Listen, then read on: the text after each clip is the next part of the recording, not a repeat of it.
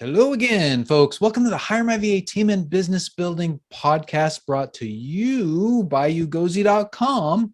In this podcast and at HireMyVA, we help you to reclaim your freedom through hiring and thriving with virtual assistants without breaking the bank, without breaking your bank. And I'm Dave Braun, and my co-host is Larry Broughton, my great partner, friend, and business mentor and coach. In fact, he was just coaching me on some things before we were recording this. That's going to make a difference in my business. So Larry, thank you for that. I love the spot coaching. Anytime you want to do it, I'm an open book for you, man. You got my bank account number, so just keep those checks coming. Yeah.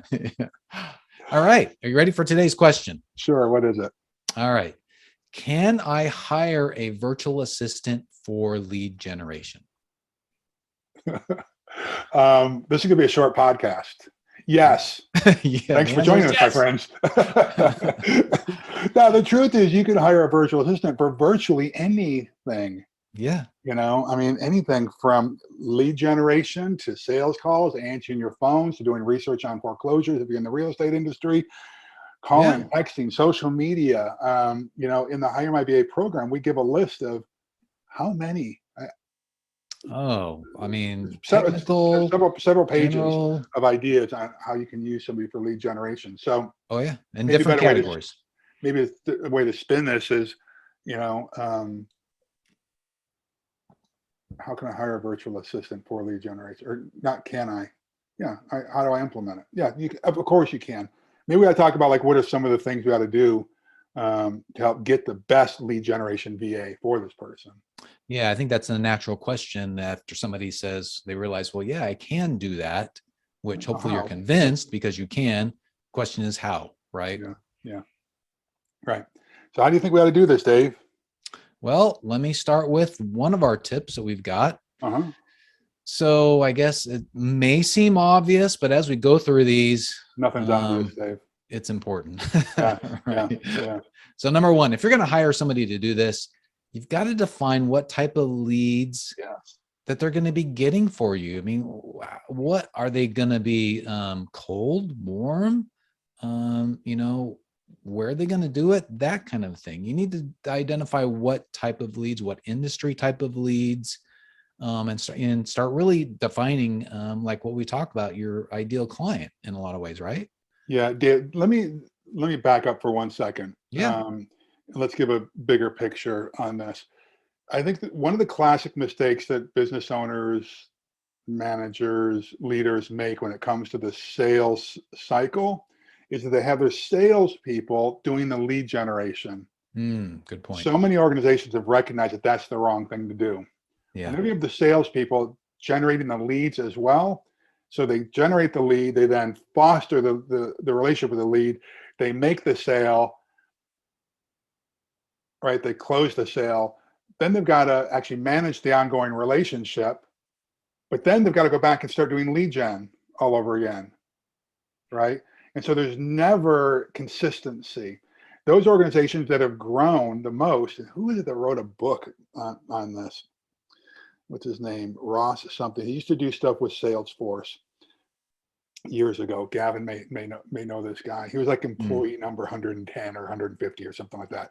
The name will come to me as we're talking. And he created the lead generation department for Salesforce, right? And so that's the key here. Have your folks or somebody in your organization generating the leads. So whoever's asking this question, it's a smart question. Generate the leads first and then hand the leads over to the sales team. That's the key to really growing your organization, your business, your pipeline quickly.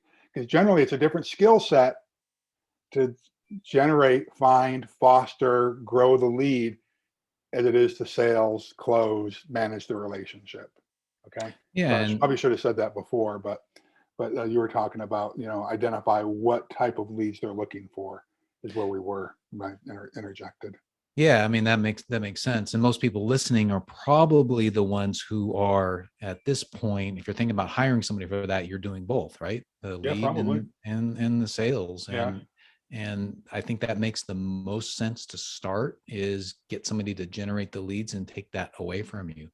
And Larry, I think a great example as you were talking about that came to my mind is mean, there's a couple of them, but most of the time when people come door to door to your house, like for a pest control, or if you go to Costco and you see somebody there, like for solar or something like that, they are lead generators. They just want to get you to say, hey, make an appointment and somebody's going to call you. And I think that's a good way to think about that type of separation. Yeah. All right. So I just Googled here, or did my internet search. It's Aaron Ross was the guy I was thinking about. Aaron He's Ross. got a couple of books. He's got a couple of books out there on creating a lead generation team. But let's keep going on this. Oh, I don't think that you may have mentioned that to me before, but I don't recall it. I think So offline you and I may have talked about it. Well, actually, since we're on it, let me actually get the book. Yeah. Pull the name of the book up. Well, did you say you're gonna buy the book for everybody listening to the podcast? No, I did not say. Predictable Revenue was the name of. That was a nice try though, Dave. Predictable Revenue. Predictable Revenue is one of them, and he's got another one out as well called. He's got a couple of them, I guess. Oh, yeah. So I think that was the first one.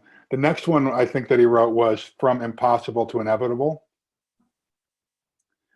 And he's got a. All right, I'm wrong.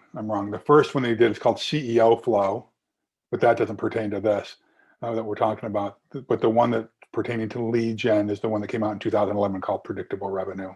Oh, 2011. Yeah, and then 2016 he came out with the book From Impossible to Inevitable. So which one do you recommend people starting first? Predictable Revenue. Ask that question. Okay. Predictable revenue based on the conversation we're having right now. Okay, perfect. All right. So guys, remember that. All right.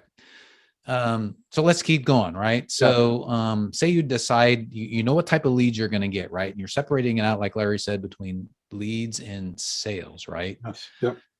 So the next thing you're going to have to do is you're going to have to start figuring out, when you're talking about hiring somebody or bringing somebody else on to your team or adding a new tool to your mix or something, you really have to have a budget in mind. You got to think, well, how much am I going to spend, right? So you got to think about how much you're going to spend on this person, as well as for them to do it, right? What are the tools and everything that's going to be needed, right? And I think there's a good way, and at least in my mind, to at least start on this, right? And I think it's really understanding in your business the lifetime value of a client and understanding the cost of servicing the client, right? Can you pause right there for a second? I want to put an exclamation point on this. We've talked about this at our masterminds for years, and you kind of threw out a very important phrase there, right? That I think most people, I remember the first time people hear this and the masterminds are like, oh, it's like a light bulb goes off. And the phrase I want to get is, what's the lifetime value of a client? Yes. Right. Also, like, what's the lifetime value of one good idea?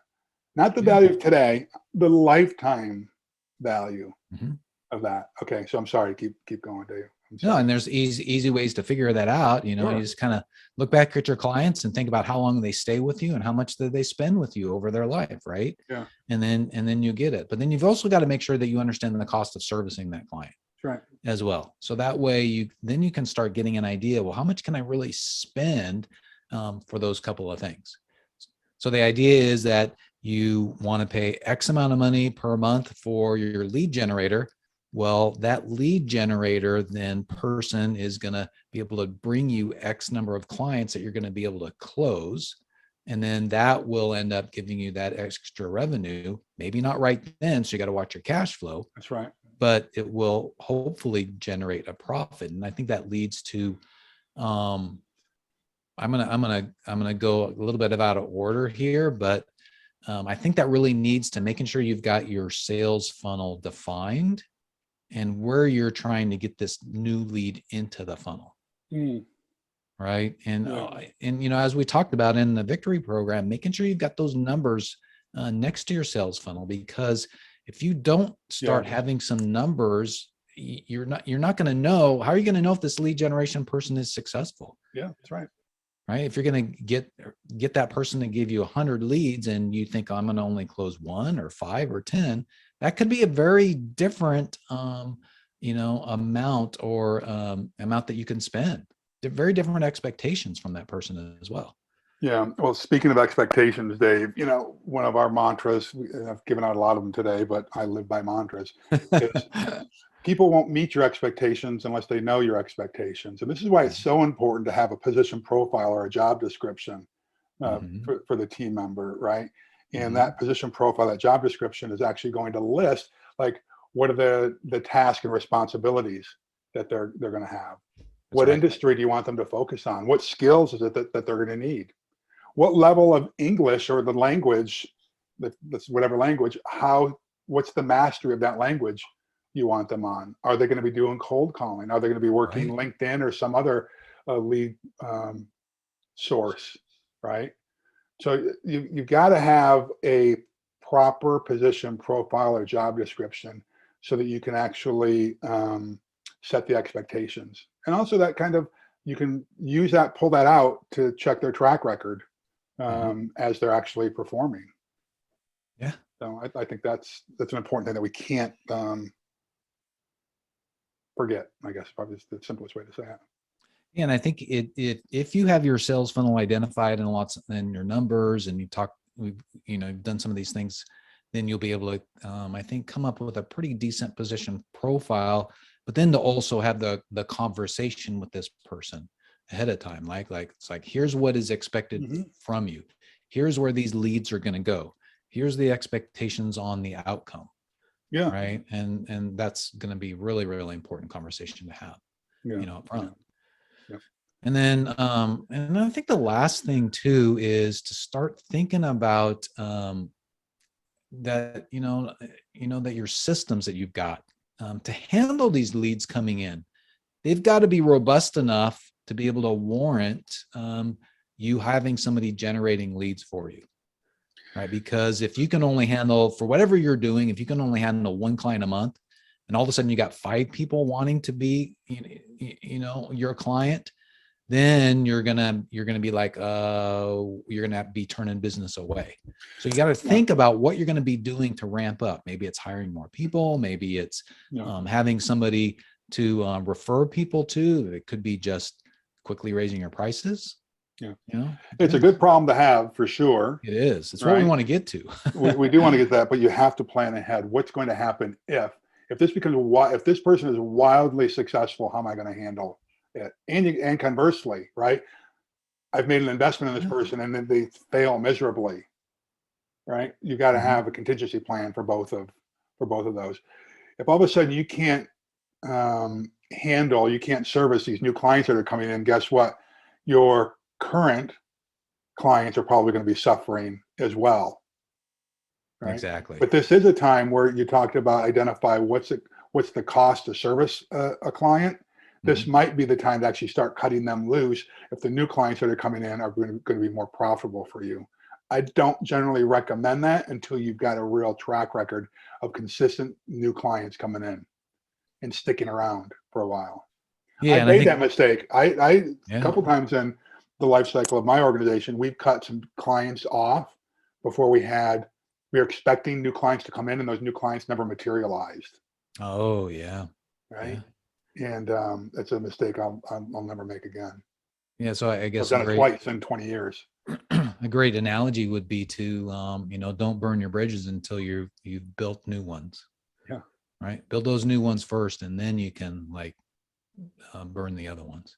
And when I say burn, it doesn't mean totally destroy them. It means it's like, if you're going to let clients go, you got to make sure you let them go properly. And that's could be a whole nother podcast. mm-hmm. Right, Right. right, yeah. Okay. So we talked about those several things. We talked Yeah. about defining the type of leads. We Yeah. talked about thinking about what you're going to spend on them, which means coming up with your lifetime value of a client and your cost of servicing. Yeah. The next thing we talked about was having your sales funnel defined to a certain extent. Then the fourth thing was your position profile, actually creating it Yeah. in detail. And then number 5 is thinking about getting your systems set up and robust, and maybe think a little bit ahead of time where that might break, Yeah. and at least have a plan in your mind and saying, okay, if this breaks, I can rapidly bring somebody on, or I can use this tool, or whatever it is. Or you can refer clients to somebody else who Yeah. can handle them. Yeah. Here's the thing that you need to remember. If you've paid someone to foster these leads, Dave, and you can't handle them, you have a competitor, Yeah, a cooperative competitor you can hand them to for a fee. that's right. You can still make money. You can still make money on them for sure. Yeah. Right? Okay. Good. That's good. There's a lot of good stuff in there. That was good. All right. Well, let's bring this one to a close. Let's do it. Okay. Well, thanks everybody for being with us today. And remember, building a team is the way to reclaim your freedom. And we're here to help you with our course and community. And of course, our white glove service where we find a rock star VA for you. So as normal, 3 things we'd love for you to do. We'd really appreciate it. Number 1, subscribe to the podcast on your phone. Subscribe on YouTube by hitting the subscribe button and clicking on the little bell to get reminders. Number 2, give us a rating. We'd love 5-star, but just give us a rating.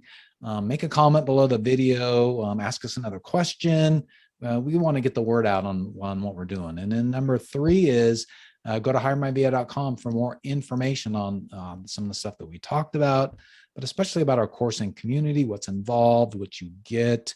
And then you'll discover a little bit more about our white glove service and can sign up right there or contact us if you have any questions.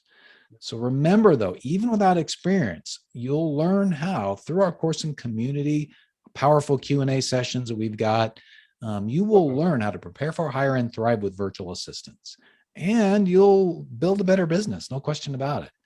Larry and I are helping folks right now as we speak, and we'd love to help you too. So just go to HireMyVA.com for more information. Yep. Hey, we really do love the folks who are following us. We love the folks who are watching us. We love getting messages, DMs, emails, comments from you. So let's build the bridge, as Dave was talking about. Let's build a bridge. But I just want to remind you, God bless you, God keep you, God hold you. All right, my friends, go get them. We'll see you next time. Bye. See you, folks.